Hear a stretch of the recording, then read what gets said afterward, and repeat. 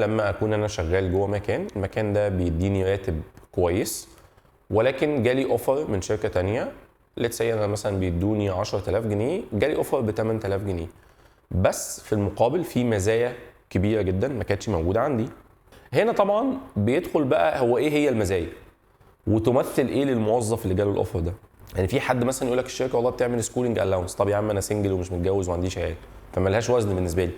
طب انا عندي تامين طبي عائلي، انا سنجل مش متجوز ملوش وزن عندي. هنا بيحصل بقى عامل التفضيل عند الموظف، ولكن انا نصيحتي I would go for the company اللي هي بتوفر السالري بلس بنفيتس، لان ده بيرفلكت ثقافه الناس وثقافه الشركه للموظف، ودايما بيبقى حاجه ايجابيه ان انا اشتغل مع شركه بتديني توتال باكج، بتديني بتديني تامين اجتماعي، بتديني تعليم، بتديني تدريب تطوير.